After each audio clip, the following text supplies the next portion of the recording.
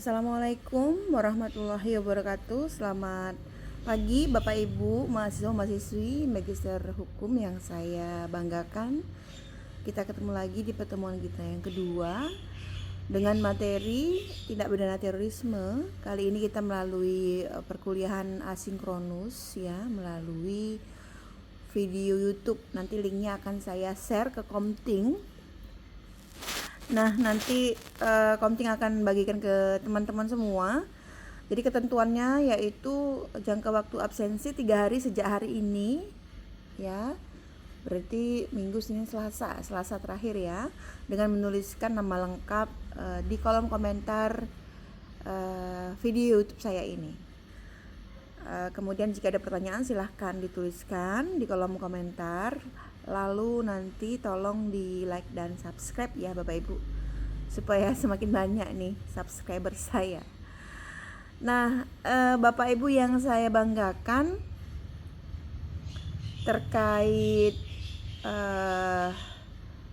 perkuliahan kita yang offline ya, seperti yang kita sudah sepakati, nanti kita akan ikuti prosedur yang ada di kampus ya.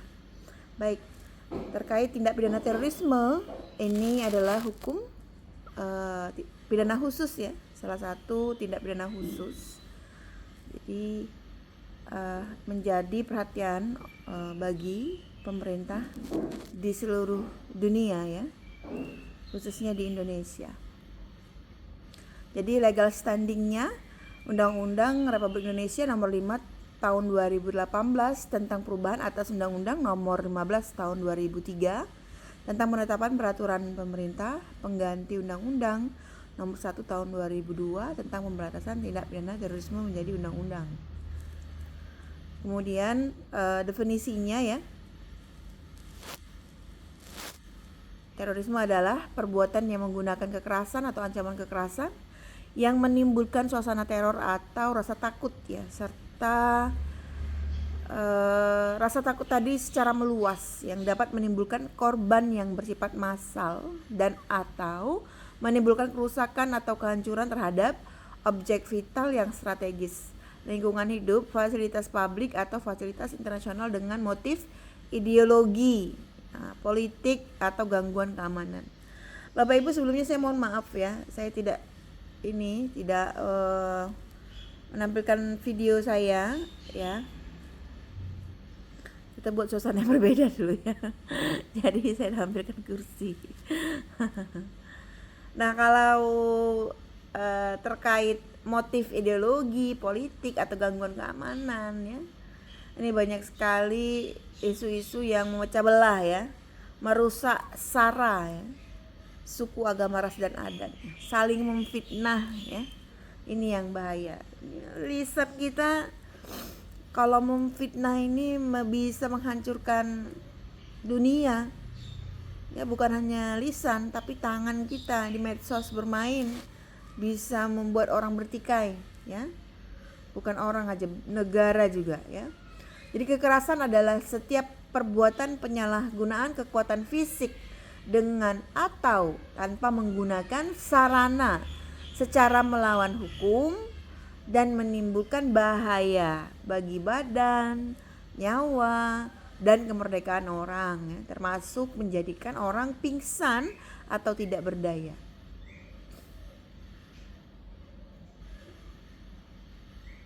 Kemudian ancaman kekerasan di sini adalah setiap perbuatan secara melawan hukum berupa ucapan, tulisan, gambar, simbol ya, atau gerakan tubuh, baik dengan maupun tanpa menggunakan sarana dalam bentuk elektronik ya atau non elektronik yang dapat menimbulkan rasa takut terhadap orang atau masyarakat secara luas atau mengekang kebebasan hakiki seseorang atau masyarakat. Ini bahasa hukumnya keren ya Bapak Ibu ya.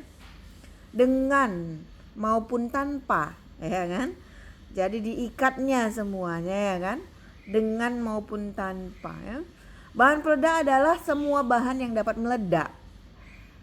Semua jenis mesiu, bom pembakar, ranjau, granat tangan ya, atau semua bahan peledak dari bahan kimia atau bahan lain yang dipergunakan untuk menimbulkan ledakan.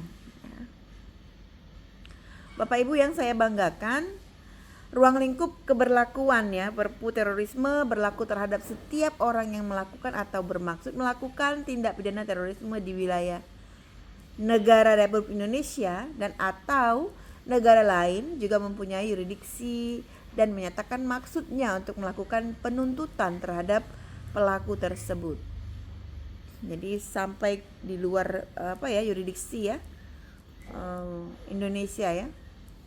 Nah, bagaimana dengan yurisdiksi negara lain ya? Jadi negara lain ini mempunyai yurisdiksi apabila A. Kejahatan dilakukan oleh warga negara dari negara yang bersangkutan. B. Kejahatan dilakukan terhadap warga negara dari negara yang bersangkutan. Jadi dilakukan oleh warga negara tersebut atau korbannya pun dari negara tersebut ya. Jadi kejahatan dilakukan terhadap warga negara, kejahatan dilakukan oleh warga negara. Jadi oleh dan terhadap ya. C. Kejahatan tersebut juga dilakukan di negara yang bersangkutan. D. Kejahatan dilakukan terhadap suatu negara atau fasilitas pemerintah dari negara yang bersangkutan di luar negeri, termasuk perwakilan negara asing atau tempat kediaman pejabat diplomatik atau konsuler dari negara yang bersangkutan. Nih, ya. E. Kejahatan dilakukan dengan kekerasan atau ancaman kekerasan. Tadi definisi kekerasan dan ancaman kekerasan sudah saya jelaskan ya. Memaksa negara yang bersangkutan melakukan sesuatu atau tidak melakukan sesuatu. Ya. Jadi kalau kita nggak melakukan sesuatu pun itu sudah termasuk ya. Karena ancamannya bisa berupa tidak boleh bereaksi, gitu ya, atau harus bereaksi. Jadi di sini dikatakan melakukan sesuatu atau tidak melakukan sesuatu. F. Kejahatan dilakukan terhadap pesawat udara yang dioperasikan oleh pemerintah negara yang bersangkutan. Atau G. Kejahatan dilakukan di atas kapal yang berbendera negara tersebut atau pesawat udara yang terdaftar berdasarkan undang-undang negara yang bersangkutan pada saat kejahatan itu dilakukan ya. Jadi sudah lingkupnya luas ya. Bahkan sampai ke kapal juga, pesawat udara juga ya. Jadi tidak hanya di darat ya, tapi di laut dan udara juga dilindungi ya oleh undang-undang ini. Lalu Bapak Ibu, ruang lingkup keberlakuan ya. Jadi Perpu terorisme berlaku juga terhadap tindak pidana terorisme yang dilakukan A. terhadap warga negara Republik Indonesia di luar wilayah negara Republik Indonesia. Kemudian yang B. terhadap fasilitas negara Republik Indonesia di luar negeri, termasuk tempat kediaman pejabat diplomatik dan konsuler Republik Indonesia. Ya. Ini tadi sudah saya terangkan ya sampai ke F ya. Oleh setiap orang yang tidak memiliki kewarganegaraan dan bertempat tinggal di wilayah negara Republik Indonesia. Kemudian di atas kapal yang berbendera negara Republik Indonesia atau pesawat udara yang terdaftar berdasarkan undang-undang negara Republik Indonesia pada saat kejahatan itu dilakukan. Lalu untuk memaksa organisasi internasional di Indonesia melakukan sesuatu atau tidak melakukan sesuatu. Kemudian dengan kekerasan atau ancaman kekerasan untuk memaksa pemerintah Republik Indonesia melakukan sesuatu atau tidak melakukan sesuatu ya. Itu terkait ruang lingkup keberlakuan ya Perpu terorisme ya. Bapak Ibu, jadi ketentuan pidananya ya untuk kasus tindak pidana terorisme ya, karena memang sangat menjadi perhatian ini kejahatan transnasional. Menurut saya ini kurang tinggi hukuman sanksi pidananya ya. Kita lihat ya. Setiap orang dengan sengaja menggunakan kekerasan atau ancaman kekerasan menimbulkan suasana teror atau rasa takut terhadap orang secara meluas atau menimbulkan korban yang bersifat massal. Ini kalau udah massal kan banyak ya Bapak Ibu ya. Jadi harus sebanding dong dengan sanksinya kan gitu ya. Dengan cara apa? Dengan cara merampas kemerdekaan atau menghinakan nyawa dan harta benda orang lain atau mengakibatkan kerusakan atau kehancuran terhadap objek-objek vital yang strategis atau lingkungan hidup atau fasilitas publik atau fasilitas internasional dengan dipidana mati atau atau penjara seumur hidup atau pidana paling singkat 4 tahun dan paling lama 20 tahun. Ini kalau dibilang pidana paling singkat 4 tahun ya kan. Nah, itu pula yang diambil ya kan. Dan paling lama 20 tahun kan gitu, dia ada rentangnya, silahkan dipilih sesuai dengan kronologi kejadian. Kan gitu. Nah, ini para penegak hukum nih kan khususnya yang menuntut itu jaksa penuntut umum ya. Nah, jadi memang kayak contohnya kasus tindak pidana korupsi yang dilakukan oleh Harvey Moisya dan teman-temannya. Awalnya kan di PN Jakarta Pusat beliau diberikan sanksi pidana oleh Hakim PN Jakarta Pusat 6 tahun setengah gitu ya, kalau saya tidak keliru, 6 tahun setengah. Kemudian kan itu menimbulkan pro dan kontra ya. Masa 271T segitu ya kan.